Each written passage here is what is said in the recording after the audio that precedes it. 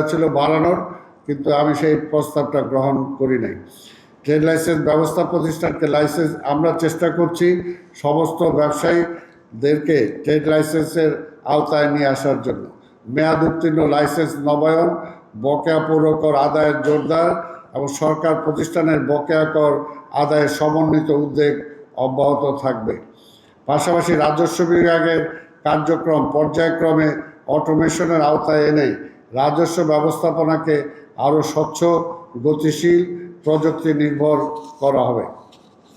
এর এটা কারেকশন হবে ট্রেড লাইসেন্সের।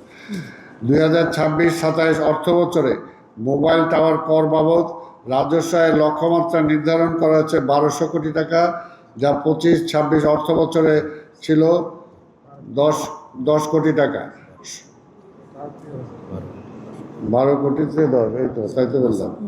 সংশোধিত অর্থ বছর ছিল 10 কোটি টাকা, যা সময়ের পরিক্রমায় বৃদ্ধির উদ্যোগ গ্রহণ করা হবে।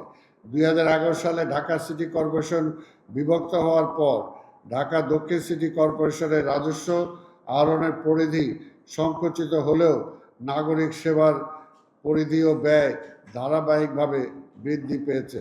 এই বাস্তবতায় উন্নয়ন কার্যক্রমের ধারাবাহিকতা বজায় রাখতে রাজস্ব আহরণ বৃদ্ধি অপরিহার্য।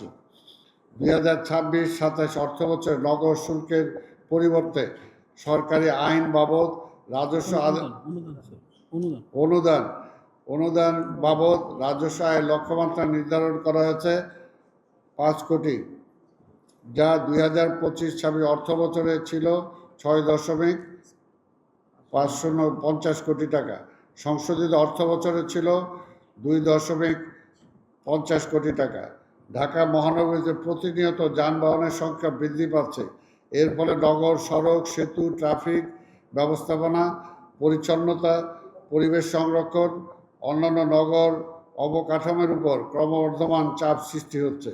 এসব সেবা পরিচালনা রক্ষণাবেক্ষণে ঢাকা দক্ষিণ সিটি কর্পোরেশন উল্লেখযোগ্য পরিমাণ আর্থিক ব্যয় বহন করতে হয়। কিন্তু বর্তমানে বাংলাদেশ সড়ক পরিবহন কর্তৃক ঢাকা দক্ষিণ সিটি কর্পোরেশনকে প্রদত্ত যানবাহন ভিত্তিক ক্ষতিপূরণ মহানগরীতে চলাচলকারী যানবাহনের প্রকৃত সংখ্যা ও নগর অবকাঠামোর উপর সৃষ্ট চাপের তুলনায় যথাযথ সামঞ্জস্যপূর্ণ নয়। এই প্রেক্ষাপটে 2026-27 অর্থ বছরে সংশ্লিষ্ট মন্ত্রণালয়, বাংলাদেশ সড়ক পরিবহন কর্তৃপক্ষ, অন্যান্য অংশীজনের সমন্বয়ে আন্তঃমন্ত্রণালয় সভার মাধ্যমে বিষয়টি পর্যালোচনা করে মহানগরীতে নিবন্ধিত চলাচলকারী যানবাহনের প্রকৃত সংখ্যার ভিত্তিতে ঢাকা দক্ষিণ সিটি কর্পোরেশনের ন্যায্য ক্ষতিপূরণ অর্থাৎ অক্টয় প্রাপ্তি নিশ্চিত করার উদ্যোগ গ্রহণ করা হবে। এই উদ্যোগ বাস্তবায়িত হলে ঢাকা দক্ষিণ সিটি কর্পোরেশনের নিজস্ব আয় বৃদ্ধি পাবে, নগর অবকাঠামোর উন্নয়ন ও রক্ষণাবেক্ষণের জন্য অতিরিক্ত আর্থিক সক্ষমতার সৃষ্টি হবে এবং নগরবাসীর জন্য আরও উন্নত, টেকসই ও মানসম্মত নাগরিক সেবা নিশ্চিত করা সহজতর হবে। 2026-27 অর্থ বছরে অন্যান্য রাজস্ব বাবদ আয়ের লক্ষ্যমাত্রা নির্ধারণ করা হয়েছে 468.77 কোটি টাকা, যা 25-26 অর্থ বছরে ছিল 333.14 কোটি টাকা। সংশোধিত অর্থ বছরে ছিল 335.15 কোটি টাকা। অন্যান্য রাজস্ব আয়ের অংশ হিসাবে 26-27 অর্থ বছর আর্থিক প্রতিষ্ঠান থেকে প্রাপ্ত লভ্যাংশ, ব্যাংক সুদ বাবদ আয়ের লক্ষ্যমাত্রা নির্ধারণ করা হয়েছে 30 কোটি টাকা, যা 25-26 অর্থ বছরে ছিল 15 কোটি টাকা। সংশোধিত অর্থ বছরে ছিল 15 কোটি টাকা। 26-27 অর্থ বছরে দোকান ভাড়া বাবদ রাজস্ব আয়ের লক্ষ্যমাত্রা নির্ধারণ করা হয়েছে 60 কোটি টাকা, যা 25-26 অর্থ বছরে ছিল 40.20 কোটি টাকা। সংশোধিত অর্থ বছরে ছিল 40.20 কোটি টাকা। 2026-27 অর্থ বছরে কমিউনিটি সেন্টার ভাড়া বাবদ রাজস্ব আয়ের লক্ষ্যমাত্রা নির্ধারণ করা হয়েছে 5 কোটি টাকা, যা 2025-26 অর্থ বছর, এইটাও কারেকশন হবে এখানে, সমাজ কল্যাণ টোটাল ছিল 10 কোটি টাকা। সংশোধিত অর্থ বছরে ছিল 2.50 কোটি টাকা। এছাড়া সামাজিক অনুষ্ঠান কেন্দ্র সময়ের আধুনিকায়ন অনলাইন বুকিং ব্যবস্থা চালু করার উদ্যোগ গ্রহণ করা হয়েছে।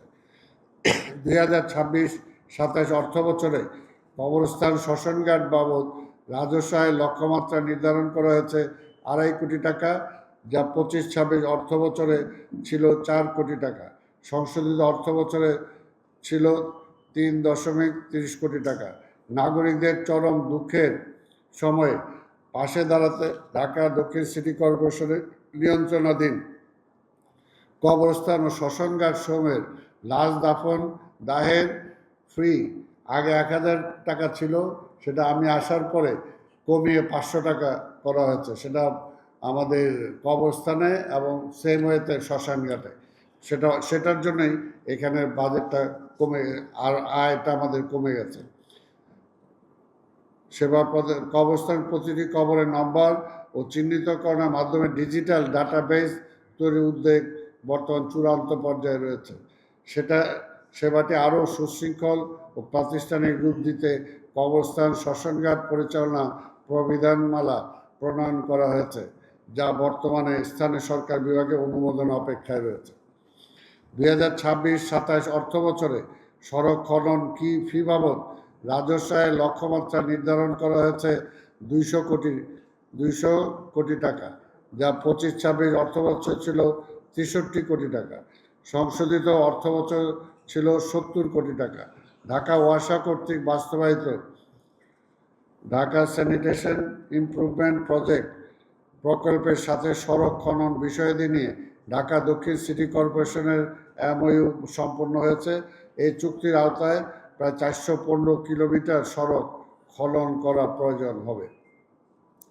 ডিএসসিসি এলাকায় 77টি পাবলিক টয়লেট রয়েছে, যা 26-27 অর্থ বছরে পাবলিক টয়লেট ইজারা বাবদ রাজস্ব আয়ের লক্ষ্যমাত্রা নির্ধারণ করা হয়েছে 25 কোটি টাকা, যা 25-26 অর্থ বছরে ছিল 20 কোটি টাকা। সংশোধিত অর্থ বছরে ছিল 25 কোটি টাকা। স্থানীয় সরকার সিটি কর্পোরেশন আইন 2009, ঢাকা দক্ষিণ সিটি কর্পোরেশন গণশৌচাগার পরিচালনা নির্দেশিকা অনুযায়ী ঢাকা দক্ষিণ সিটি কর্পোরেশন এলাকার সকল গণশৌচাগার এই নির্দেশিকার অধীনে সঠিক ব্যবস্থাপনার মাধ্যমে পরিচালনা করা হবে। এর ফলে সকল নাগরিকের জন্য নিরাপদ, পরিষ্কার পরিচ্ছন্ন, স্বাস্থ্যসম্মত স্যানিটেশন সেবা নিশ্চিত করা হবে।